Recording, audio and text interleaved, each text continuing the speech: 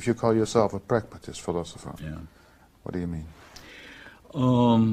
Pragmatists say we should stop thinking in Greek terms, not think of in terms of a distinction between appearance and reality, or between mind and body, or between intellect and sense, but think of ourselves in the wake of Darwin as what Nietzsche called clever animals who find cleverer and cleverer ways of talking about what's going on and clever ways of dealing with what's going on, but never do anything like, penetrating beyond the world of the senses, or penetrating beyond appearance to reality, or ascending from the body to the mind, or anything of that sort.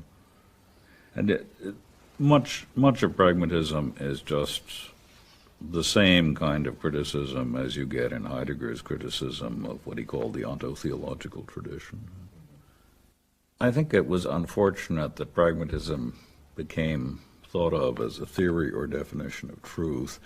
I think it would have been better if the pragmatists had said, we can tell you about justification, but we can't tell you about truth. There's nothing to be said about it.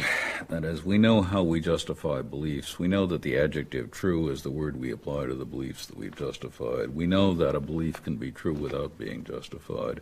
That's about all we know about truth. And justification is relative to an audience and to a range of truth candidates. Truth isn't relative to anything.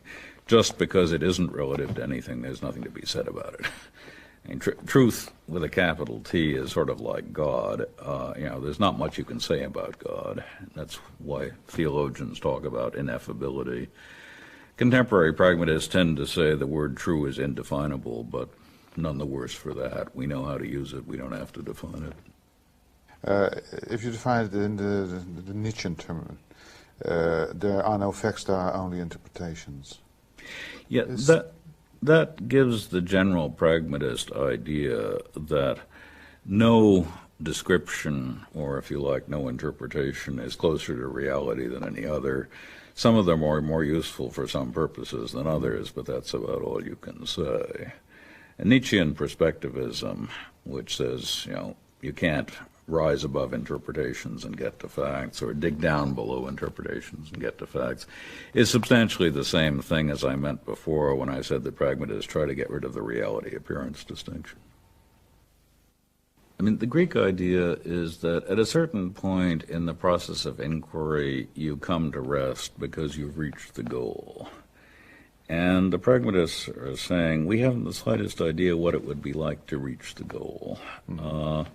The idea that the aim of inquiry is, conformity to correspondence to reality, or seeing the face of God, or substituting facts for interpretations, is one that we just can't make any use of. All we really know about is how to exchange justifications of our beliefs and desires with other human beings, and as far as we can see, that will be what human life will be like forever. So pragmatists regard the Platonist attempt to get away from time into eternity, or get away from conversation into certainty, as a product of an age of human history where life on Earth was so desperate and it seemed so unlikely that life could ever be better that people took refuge in another world. Pragmatism comes along with things like the French Revolution and industrial technology, all the things that made the 19th century believe in progress. When you think that the aim of life is to make things better for our descendants rather than to reach outside of history and time, it alters your sense of what philosophy is good for. In the Platonist and theistic